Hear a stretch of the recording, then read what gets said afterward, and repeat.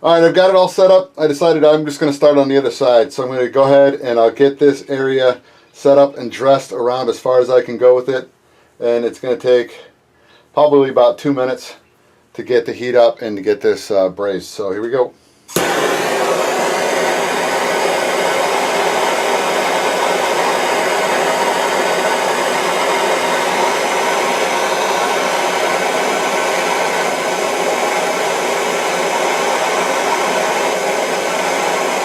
This is the like watching grass grow part.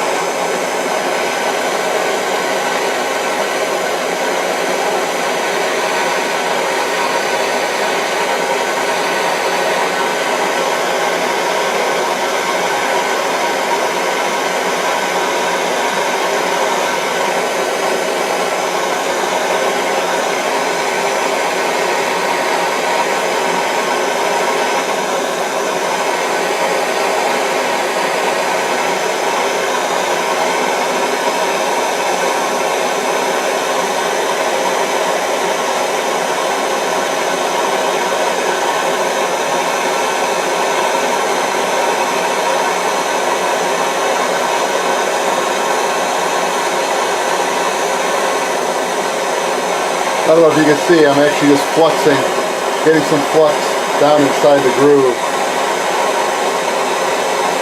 So that'll keep all the oxidation out from that area. As you can see around here, there's black. That's oxidation, that's oxygen being burned and depositing on the steel. And where this is red with the flux, I'm keeping that oxidation from starting.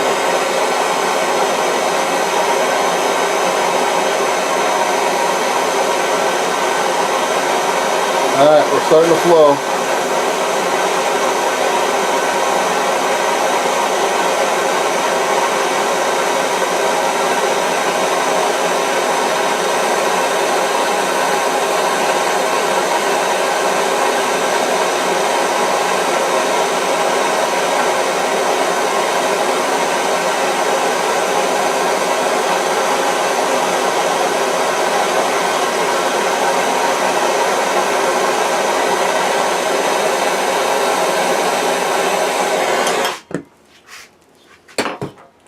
Alright.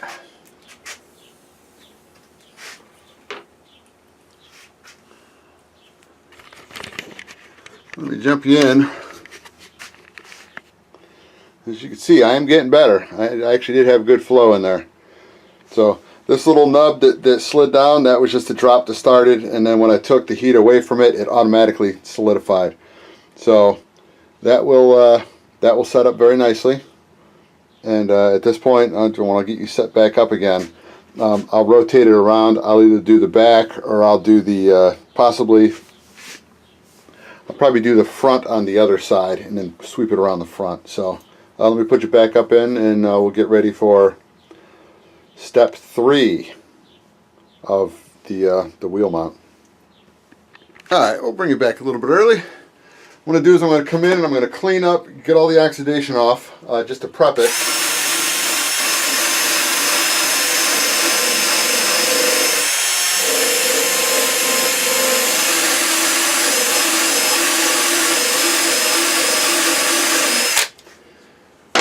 Because you need to have a good surface for the bronze to flow into, and it's kind of like welding. When you do stick welding, you get the spatter going on. You got to chip it off. You got to clean it up before you jump back in again.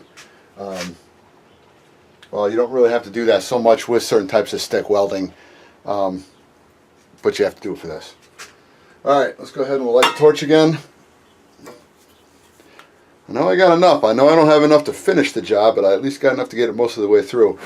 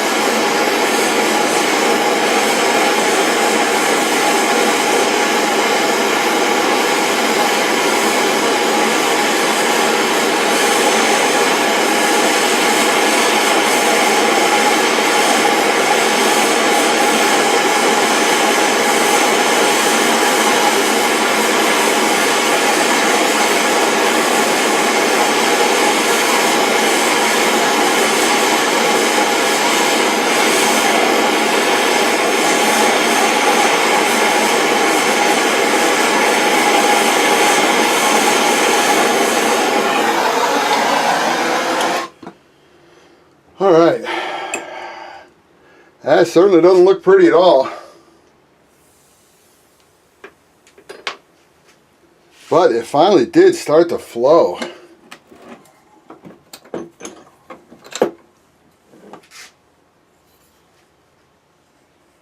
Like I said, because this side, I don't think you can see it. This side, it flowed out real nice. This side flowed out real nice in the beginning, but you can see the way it was breaking up. And I don't know if it was, I don't know if there was contamination down inside that spot when I cleaned it. It just didn't bring it out. I couldn't tell you.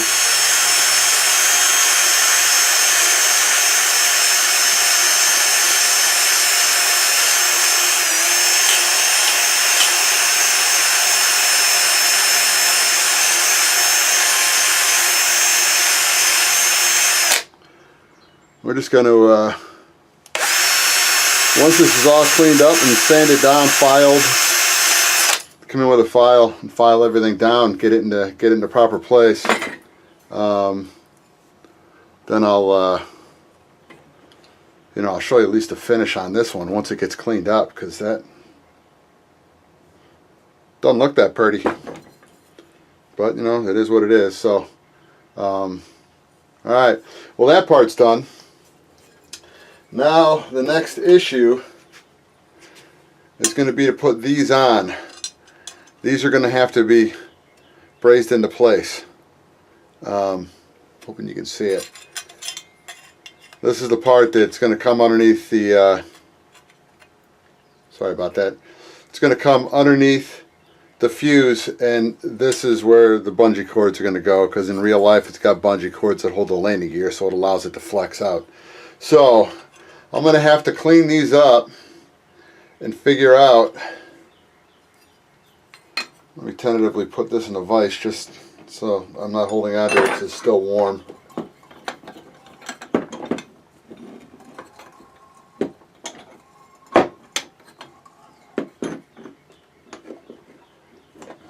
Alright, so anyway, this is going to get brazed into position pretty much just like that.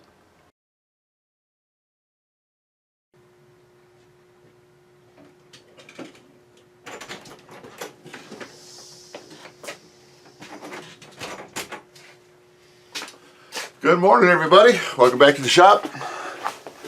It is Sunday morning, Easter. So hope y'all went to church. For me. All right.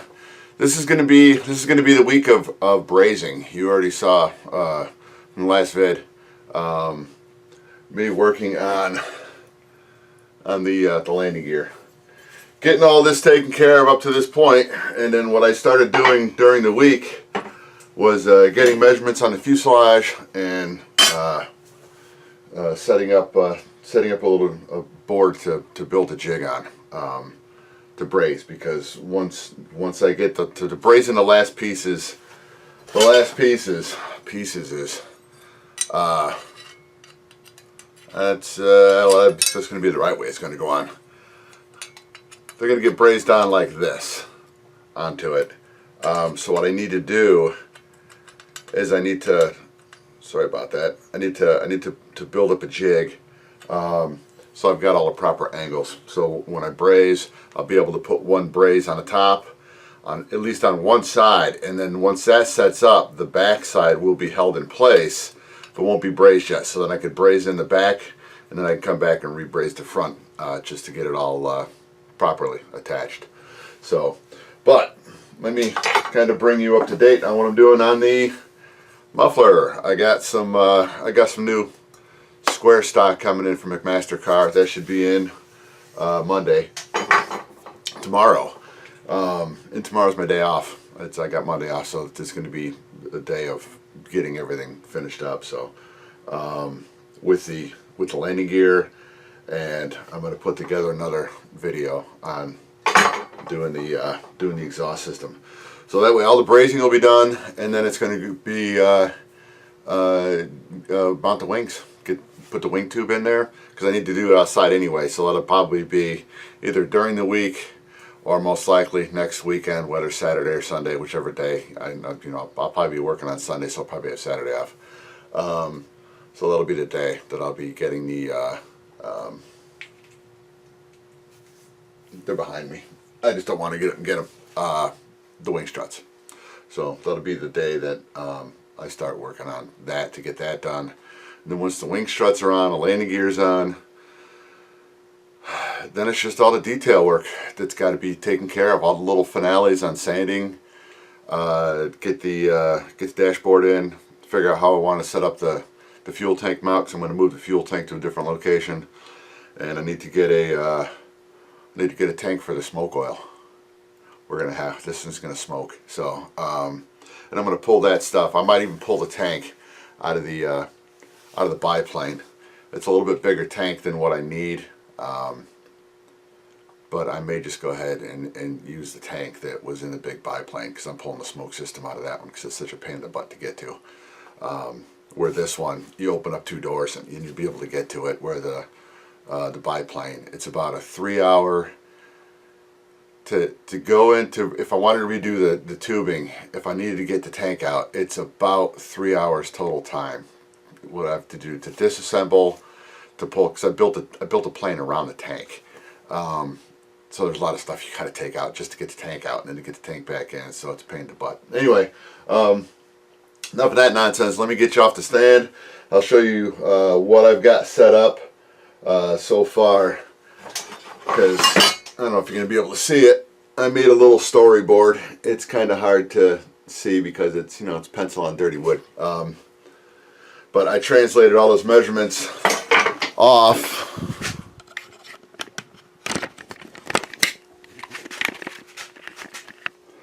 Took all the measurements, took it off there, and then I started setting up. Here's the center line. Here's the outside. So this is the fuselage. This is the measurements on the fuse, where everything's going to be taken apart. So this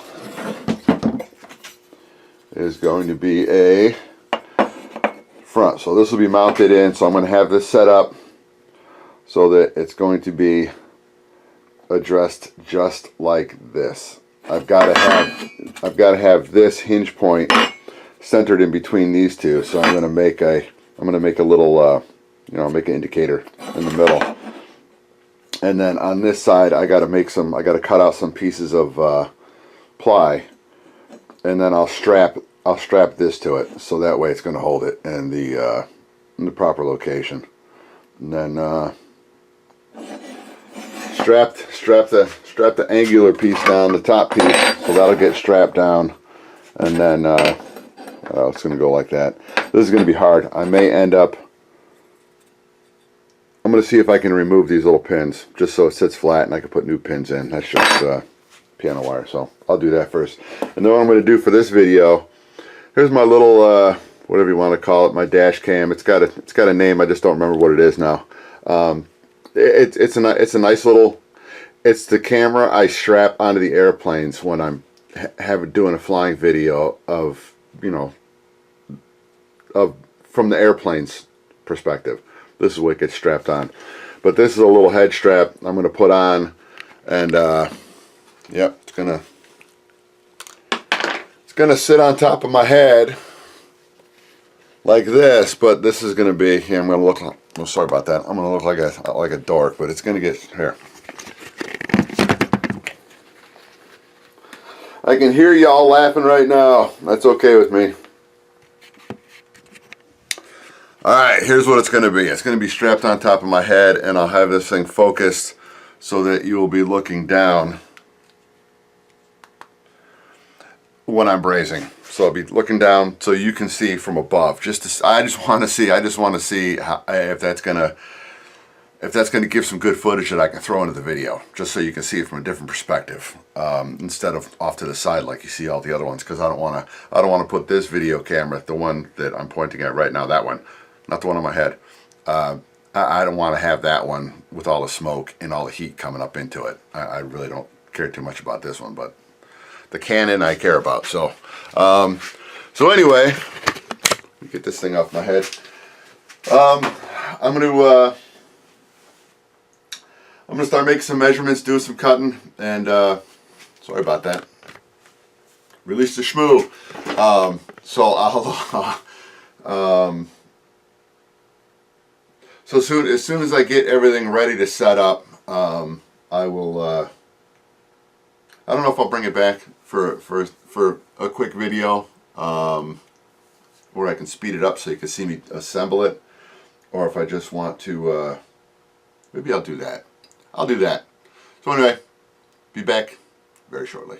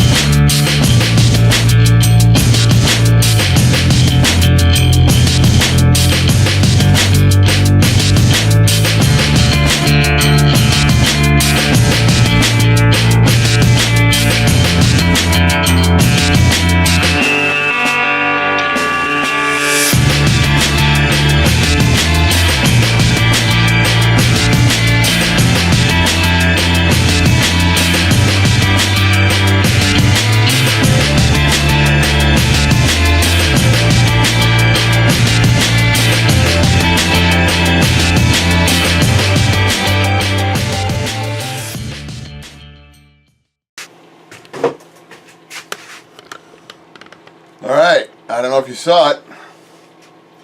Let me introduce you to it. It was when I was lining everything up and brazing everything back into position. Everything seemingly measured out straight. But unfortunately what I did was I compared one side to the other side, and that was the wrong thing to do. Alright. Not that big of a deal, just a little more work, but I can deal with it.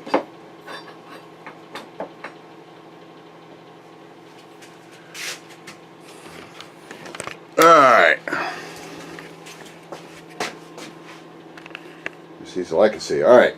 As we can see, this comes up, is in line, so this is parallel. So the axle is parallel to the mounting. Now if you come and look at this side, it's not parallel. So this needs to be, so I'll have to, and I'll probably just cut it, because to remove that much bronze is going to be tough. So what I'll probably do is I'll probably come in, cut a relief on this side, heat it up, and when it heats up I can rotate it and just put a little bit of a twist into it, and then just go ahead and just rebraze this side back up again. So that's not, at this point in time, it's not a huge concern, but what I did notice is that this side, this is the side that's, I mean, you know, it wasn't, I don't know what they were even thinking when they put this side together. So this has to be replaced. This piece is good. The length on that's good. So I've got some of the heavier stock here, but what I'll do is I'll put in a new triangle piece across on that side. And on this side, I may end up having to do the same thing. I may not, because this is the right length. I'm going to come in and cut this. I can either cut it or I can heat it and try to pop it loose. Maybe I'll do that. Maybe I'll put it in a clamp and see if I can release part of it and bend it out. If I can flex out enough of that and then cut this piece off to make it fit, I'd rather do that than to have to braze in a whole new piece. So I'm going to pull this stuff off the bench. I'm going to leave this as a work surface anyway, because it's going to get torched when I braze anyway. So I'll bring the